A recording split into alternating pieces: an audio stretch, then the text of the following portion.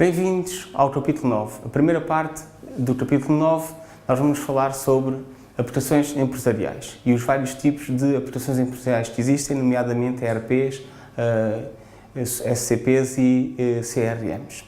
O objetivo do capítulo 9, os vários objetivos do capítulo 9, são explicar o que é que são sistemas empresariais e como é que podem ser utilizados nas organizações para melhorar, nomeadamente, a excelência operacional, mas não só.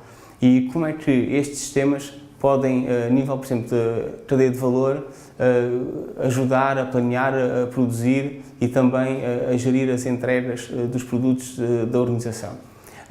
A nível da gestão da relação com o cliente, como é que as organizações podem aumentar a intimidade, ou se quisermos, com os seus clientes, aproximarem-se dos seus clientes utilizando esses sistemas empresariais, que é outro tipo de sistemas empresariais, e também os desafios destes sistemas empresariais, dos três tipos de sistemas empresariais.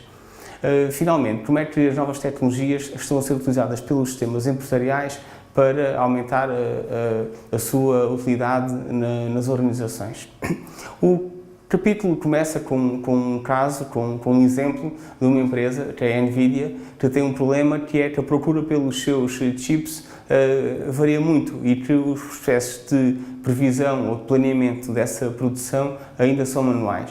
Então, essa empresa implementou um sistema da SAP, que é uma empresa alemã, essa é a maior empresa de software da Europa, para planear e otimizar a produção. E com isso conseguiu reduzir os custos, aumentar as vendas e aumentar também a qualidade, a satisfação dos seus clientes. Isto é um exemplo, assim, motivacional do princípio do capítulo. E depois, então, o capítulo continua com o que é que são os sistemas empresariais. Sistemas empresariais, muitas vezes designados ERP, de Enterprise Resource Planning, que era o termo, digamos assim, mais tradicional. São, basicamente, suítes ou conjuntos integrados de módulos de software que funcionam todos com uma única base de dados centralizada. No fundo, esta é que é a definição. E suportam várias funções ou vários departamentos da mesma organização, as atividades de negócio destes departamentos, mas os dados são todos partilhados e toda a informação está armazenada numa única base de dados, de maneira que todos os departamentos da organização podem ter acesso aos dados de todos os outros. Esta, digamos assim, arquitetura tem muitos benefícios, nomeadamente tentar cobrir com um só sistema a maior parte das necessidades de sistemas de informação das organizações. Os departamentos, tipicamente, onde estes sistemas empresariais começam, ou onde estão mais implementados, são nos departamentos financeiros, por razões mais ou menos óbvias, e eventualmente também nos departamentos de recursos humanos, já menos na produção e ainda menos nas vendas e no marketing. Portanto, digamos que são sistemas para gerir fundamentalmente o back-office ou o back-end das organizações e não tanto para as organizações se relacionarem com os seus clientes ou para gerirem as suas fábricas, embora também esses sistemas também o façam. Não é? Portanto, como é que se faz, como é que se implementa um sistema deste? Bem, a empresa, o organismo público tem que começar por definir o que é que quer implementar e depois comprar o sistema e fazer um mapeamento entre as suas necessidades de negócio, os seus processos de negócio e os processos que estão implementados pelos sistemas empresariais e devem ser customizados para esses processos de negócio. Existe um outro processo que depois podemos discutir, e está discutido no livro, que é exatamente o contrário, que é, em vez de adaptar os processos do software aos processos da organização, adaptar os processos da organização aos processos de software, porque esses sistemas empresariais implementam, através desses processos de software, todas as boas práticas que existem normalmente numa indústria. Portanto, se a organização não for muito bem gerida, pode tirar partido de se adaptar a essas boas práticas. Se achar que não, então faz o contrário, que é normalmente o que acontece, é adaptar o software às necessidades da organização. Digamos assim, este conjunto de boas práticas que as organizações, que os sistemas empresariais têm, não é, traz às organizações uma série de benefícios ou de valor acrescentado, não é, dos sistemas empresariais. Para as organizações, em particular no aumento da eficiência, porque permite, com um único sistema, suportar uma série de processos que são core, que são nucleares da organização, com um único pacote ou sistema informático, com uma única base de dados, portanto, os dados são muito mais facilmente partilhados, as regras da organização são muito mais fáceis de implementar e em princípio, a organização, se aplicar essas boas práticas, será uma organização mais ou menos bem gerida, não é? Além disso, também suporta apoiar a decisão com dados de toda a empresa, permite uma resposta mais rápida também, porque os dados são todos integrados, e normalmente tem também uma série de indicadores de desempenho da própria organização.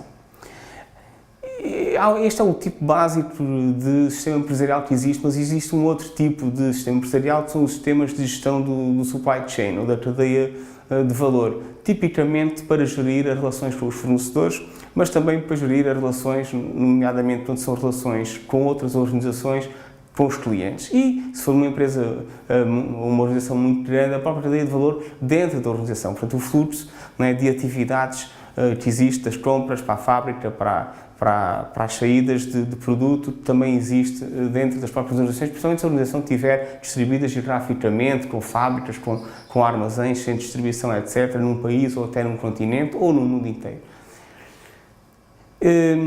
Depois, além de os sistemas de supply chain, também temos, antes de irmos aos sistemas de relação com o cliente, um pouco mais aqui sobre os sistemas de supply chain para falar dos objetivos ou para que é que servem e quais são as suas vantagens para as organizações. Uma mais óbvia, e normalmente é aqui que entram as aplicações empresariais, tem a ver com os custos, porque estes sistemas permitem racionalizar e, através das boas práticas, permitem reduzir bastante, normalmente, dramaticamente, os custos operacionais. Não é? E, além disso, permitem implementar novas estratégias, novos processos de negócio, porque já estão implementados no sistema informático e a empresa pode adotar esses novos processos com pouca dificuldade. Não é? Enfim, depois há uma série de boas práticas. Eu gosto de referir também, por exemplo, a gestão do inventário, que é um problema que existe em quase todas as organizações e que estes sistemas estão muito vocacionados para otimizar a gestão da produção e a distribuição e, em termos, por exemplo, de inventário, normalmente têm também grandes benefícios. Não é? Um outro tipo de aplicação empresarial são os sistemas de CRM, ou de Customer Relationship Management. Portanto, em vez de serem sistemas empresariais focados na organização ou no back-office da organização, o outro tipo é o Supply Chain Management, portanto, focados fundamentalmente nos fornecedores, e estes sistemas empresariais são focados nos clientes. Os sistemas empresariais tipo CRM permitem basicamente gerir a informação sobre o consumidor, quer a nível operacional, quer a nível analítico, e, como já vamos ver a seguir, suporta vários tipos de relação também. Não é?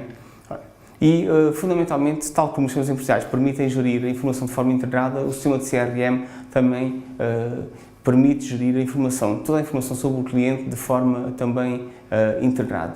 Os três tipos de funcionalidades, se quisermos, que os sistemas de CRM endereçam, são as três formas de nos relacionarmos com os clientes, que basicamente começa no marketing. Portanto, marketing é atrair novos clientes para a organização, e aqui estamos a falar, por exemplo, de gestão de campanhas, de gestão de conteúdos online, vídeos, white papers, datasheets, etc. Depois, vendas muitas vezes apoiadas por chamadas telefónicas, vendas na internet, hoje em dia, não é? Ou vendas também em lojas de retalho, de rua, de centro comercial, ou através de vendedores ou representantes, ou até de outras empresas que representam os nossos produtos ou serviços. E o terceiro tipo de aplicação destes sistemas de CRM é para gerir o serviço ou o suporte ao cliente, tem mais a ver com call centers, não é? e automáticos ou na internet, ou call centers através de call centers telefónicos. Não é? Portanto, estes são os três tipos fundamentais. Além disso, além de gerir os clientes externos, os sistemas de CRM também podem ter umas variantes, ou então, serem sistemas muito sofisticados, já incluem estas variantes neles próprios, que têm a ver com a gestão dos parceiros, por exemplo, parceiros de revendas, revendedores, distribuidores dos nossos produtos, e aí podem, por exemplo, gerir vendas, promoções, encomendas, disponibilidades, etc. Também uma variante do sistema CRM é o sistema de geração dos próprios empregados, onde o empregado, por exemplo, possa marcar as suas férias, possa fazer a sua gestão de desempenho, possa fazer a sua formação profissional e por aí em diante. Portanto, são variantes dos sistemas de CRM. Os sistemas de CRM, tal como eu já disse, suportam fundamentalmente o marketing, as vendas e o apoio ao cliente pós-venda. Já dei vários exemplos, mas são estas três principais funcionalidades que suportam, e depois também já dei alguns exemplos, mas o livro explica em mais pormenor o que é que se entende por marketing, por exemplo, gestão de eventos, planeamento de mercados, gestão de campanhas, a nível das vendas, por exemplo, gestão de encomendas, planeamento de vendas, análise das vendas, e a nível de apoio ao cliente, por exemplo, análise das devoluções, não é? Ou gestão do call center, ou eventualmente até as próprias entregas ou serviços associados aos produtos, como manutenção, revisões, etc. Portanto, estes são os sistemas de CRM. Depois também os sistemas de CRM subdividem-se em duas grandes categorias, que é o sistema de CRM operacional e o sistema de CRM analítico. O operacional são aqueles que suportam o dia-a-dia das vendas, do call center, do marketing operacional. Por exemplo, hoje em dia há muito marketing que é feito através do Google, através do Facebook. Já há sistemas de CRM que permitem fazer isso. A nível analítico, tem mais a ver com o suporte à decisão, em que os sistemas de CRM utilizam todos os dados que existem ou são colecionados sobre os clientes, sobre vendas, sobre chamadas para o call center, para fazer análise desses dados e permitir, por exemplo, fazer upselling ou cross-selling, ou gerir o valor do cliente, ou detectar oportunidades, ou detectar quando é que o cliente está prestes a deixar de ser nosso cliente e por aí em diante. Já agora, só fazer um parênteses para explicar que eu também sou professor de CRM e de gestão da relação com o cliente, e é uma área fascinante, muito interessante, e é uma área onde em Portugal ainda está muito por fazer. Os sistemas de CRM têm um valor enorme para as organizações, aumentam a satisfação dos clientes, reduzem os custos de marketing, nomeadamente se for feito através da internet. O marketing também é muito mais efetivo, não é? Portanto, gasta-se menos dinheiro para adquirir um novo cliente e permite aumentar as vendas, etc. Em particular, há uma característica dos clientes que os sistemas de CRM são importantes, que é precisamente detectar quando é que um cliente está prestes a deixar de ser cliente. Ainda há poucas semanas atrás, eu que sou cliente da Vodafone, recebi uma proposta, um telefonema da Vodafone com uma proposta para passar para um novo tarifário que era muitíssimo mais atrativo, onde eu, em teoria, claro, ou pelo menos foi assim que me venderam, ia ficar a pagar cerca de 1/3 do que pago hoje em dia mensalmente para usar o telemóvel à Vodafone. E realmente, porquê? Porque eles devem ter detectado que, com base nas ofertas de outros operadores, com base no meu padrão de utilização de telemóvel, eu estaria eventualmente prestes a deixar a Vodafone ou haveria esse perigo. E então, como é 7 vezes ou 10 vezes mais caro adquirir um novo cliente, portanto, ou seja, é 10 vezes mais barato manter um cliente atual, tomaram essa iniciativa de me ligar, e isso é possível, porque realmente existem sistemas de CRM analítico para fazer essas detecções que podem ser mais ou menos sofisticadas. Pronto, já vimos os três sistemas principais de sistemas empresariais, são os ERPs, os SCMs e os CRMs, portanto, em particular para gerir a organização mais internamente, para gerir mais os seus fornecedores e para gerir mais os seus clientes. No entanto, as aplicações empresariais têm inúmeros desafios, não é? Inúmeros. O principal é que são sistemas muito complexos, muito grandes e, portanto, muito caros, muito difíceis de implementar. Estamos a falar na ordem dos milhões de euros. É difícil implementar um sistema destes por menos de 1 milhão de euros, mesmo em empresas pequenas ou médias ou até pequenas. Também há desafios tecnológicos muito grandes, porque provavelmente utilizam tecnologias que não são as normais, por exemplo, no software de desenvolvimento à medida, não são tecnologias normalmente Java ou .NET ou bases de dados, e também precisam de grandes servidores, precisam de consultores especializados em SAP ou Navision, e tudo isso é tudo muito caro, é difícil de encontrar, e cada vez mais, com a dificuldade que há hoje em dia de encontrar mão de obra especializada na área de informática, ainda mais difícil e mais caro é mão de obra especializada nesta área dos sistemas empresariais, que são sistemas muito complexos e muito difíceis de aprender, pois as pessoas têm de estar certificadas, as empresas têm de estar certificadas, tudo isto torna os sistemas empresariais muito caros, em geral, para as organizações. Mas existem outros desafios, nomeadamente o tal desafio de adaptar a organização ao sistema ou o sistema à organização. E se adaptarmos a organização ao sistema, estamos a falar de mudanças empresariais ou organizacionais, que envolvem mudanças das pessoas, dos processos, que vão ter imensa resistência à mudança, de maneira que a maior parte das organizações prefere alterar o sistema à organização, o que também pode ser menos difícil, mas não é propriamente fácil nem barato, não é?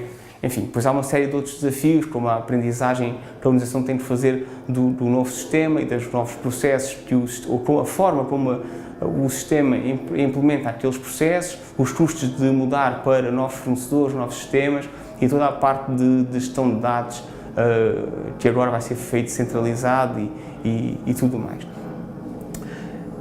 Isto é a nível dos sistemas empresariais como eles são hoje em dia ou como eram até há pouco tempo. Neste momento, como as vantagens dos sistemas empresariais são muitas e os desafios também são muitos, a pressão para que haja uma nova geração de sistemas empresariais é muito grande. E então está-se a assistir hoje em dia a uma grande evolução dos sistemas empresariais. A SAP é talvez o mais conhecido, não só na adoção da web, que muitos desses sistemas ainda têm uma interface Windows, mas agora a migrar para a web, já vão um bocado tarde, mas nunca é tarde demais, adotar standards como o SOA para permitir integrar mais facilmente com esses sistemas que tipicamente eram extremamente fechados e difíceis de integrar, tanto no sentido de para fora como para dentro.